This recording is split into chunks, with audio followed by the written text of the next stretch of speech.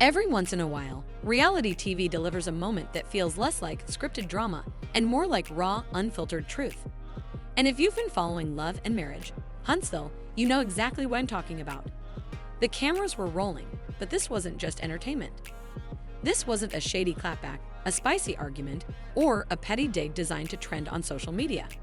This was real life, stripped down to its core, when Marlene Holt, Martell Holt's mother, finally spoke her truth. And when I tell you her words carried a weight that shook not just Martell, not just the cast, but everyone watching, I mean it. Because this wasn't a casual commentary, this was years of a mother's love, a mother's heartbreak, and a mother's disappointment spilling out for the world to hear.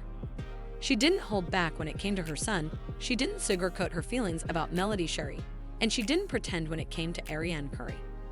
She put it all out there, and the aftermath of her words still lingers in the air. Now, I need you to stay with me all the way through this breakdown, because the deeper we dig into what Marlene said, the clearer it becomes that this wasn't just about Martell's mistakes. This was about legacy, about family, about truth, and about the kind of accountability that only a mother can deliver. And if you thought you knew the whole story, trust me, you haven't heard it like this before. From the very beginning, you could see that this wasn't just another scene meant to stir drama. The look in Marlene's eyes told the entire story before she even opened her mouth. She wasn't sitting there as just another cast member offering her 2 cents. She wasn't trying to trend or steal the spotlight. She was sitting there as a mother who had carried years of silent pain, who had watched her son self-destruct, who had quietly endured whispers, judgment, and the unraveling of a family that once looked unshakable. And when she finally spoke, her words weren't loud, they weren't exaggerated, but they were piercing. Because when a mother looks at her son with that mixture of sadness and disappointment, there's no faking it. Marlene didn't come at Martell with anger, and that's what made it even more powerful. She wasn't screaming, she wasn't cursing, but you could feel every syllable sink in like a knife. The weight of her truth wasn't in the volume of her voice, but in the gravity of her silence between sentences. Every pause said, "I raised you better. I believed in you. And I'm watching you throw it all away." That's the kind of pain that doesn't come from gossip blogs or outsiders. That's the kind of pain only a mother can express. As Marlene began reflecting on Martell's life, her words quickly shifted toward the family he once had. And this is where things got even heavier. She didn't just talk about Martell as her son. She talked about the family he let slip through his fingers. And central to that reflection was Melody Sherry. Now, let's pause here, because the way Marlene spoke about Melody was telling. This wasn't the language of someone talking about an ex-daughter-in-law with bitterness or dismissal.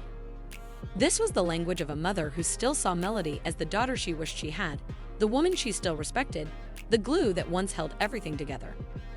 She remembered Melody not as just Martell's partner, but as the stabilizing force who brought light, structure, and dignity into the Holt family. Marlene pointed out how Melody kept the family name intact, how she managed the chaos behind the scenes, and how she made sure that Martell looked more put together than he really was.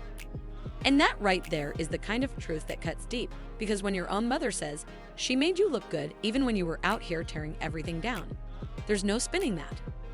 But what made this so powerful wasn't just the praise for Melody, it was the unspoken grief behind it. Marlene wasn't just complimenting her. She was mourning the loss of what could have been. She was remembering the dinners, the laughter, the family unity, the business ventures that could have built a legacy. And you could feel in her tone that she still wished Melody was part of their lives. She didn't just lose a daughter-in-law, she lost a dream of stability and progress for her son. But then came the moment that made jaws drop. When Marlene shifted her attention to Arionne Curry, the entire energy shifted, and she didn't have to raise her voice or throw insults. All it took was one word: incident. That's how she described Martell and Arionne's decade-long entanglement. Not a relationship, not a partnership, not love. Just an incident. Do you realize how devastating that word is in this context? With one word, Marlene stripped all significance from what Martell and Arionne had built, or at least what they thought they built. She reduced it from something meaningful to something disposable, something unfortunate, something without value. And the brilliance of that statement was that it wasn't rooted in shade. It was rooted in grief.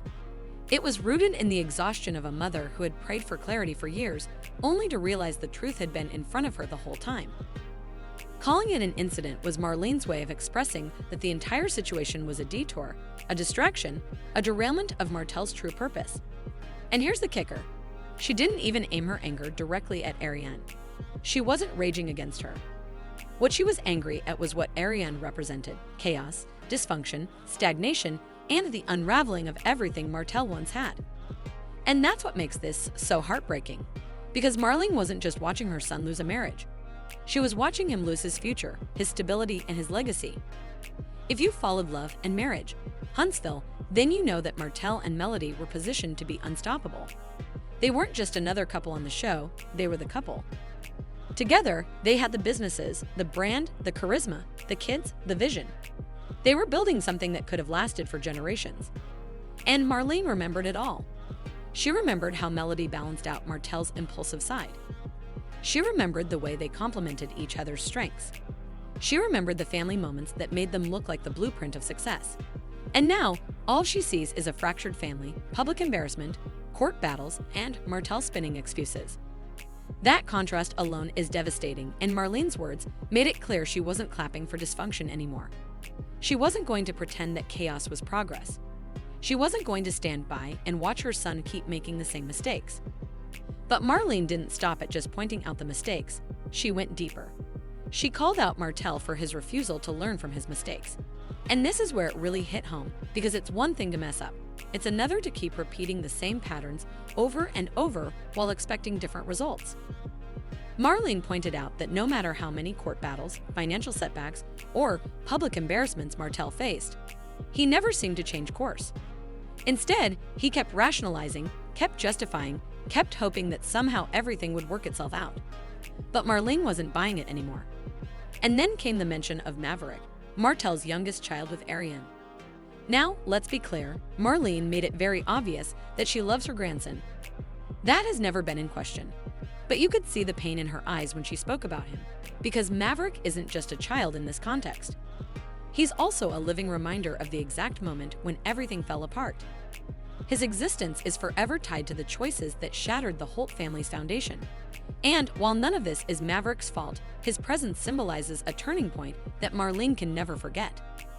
That's the kind of layered pain only a mother can feel, loving her grandson with all her heart, but simultaneously grieving the reality of what his birth represented in the bigger picture of her family's story.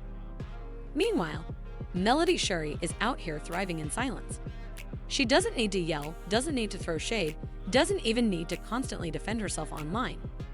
Instead, she's moving with grace.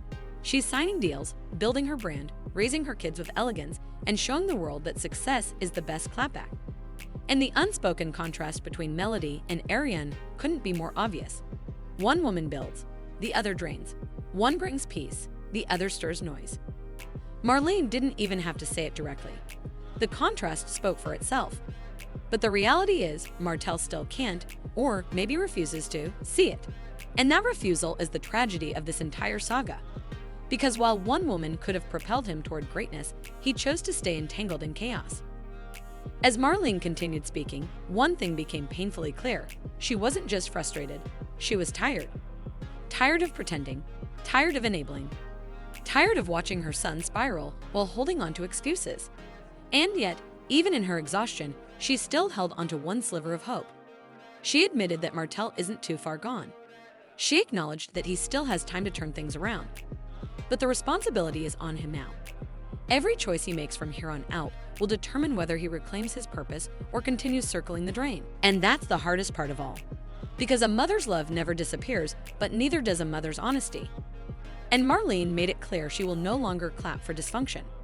She will no longer pretend that chaos is progress. And here's the thing, Marlene isn't the only one who sees it. The rest of the cast, from Morris and Marsa to Kimmy and Miss Wanda, have all voiced their opinions on Martell's behavior. But none of their words ever landed like Marlene's. Because when your own mother looks at you and calls your relationship an incident, when she tells you that you had the blueprint for success with Melody, but chose chaos instead, there's no way to spin that. That's the rawest form of accountability you can get. So where does this leave Martell? He can keep juggling co-parenting drama with Melody, side entanglements with Arionne, and a fragile public image, but the truth is already out there. His mother said it. And once it's said, it can't be unsaid. Marlene gave the most honest breakdown we've ever seen of this saga, and it wasn't for the cameras.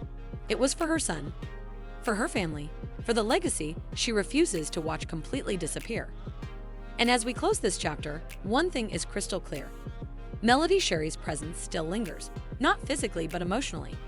She is the ghost in every decision Martell makes, the light he once had but lost, the reminder of what stability and success looked like. And until he makes real changes, that ghost will haunt every step of his journey. Because deep down, everyone knows the truth. Melody was the light, and losing her was the greatest mistake of his life. And trust me when I say this, the story isn't over. Not by a long shot.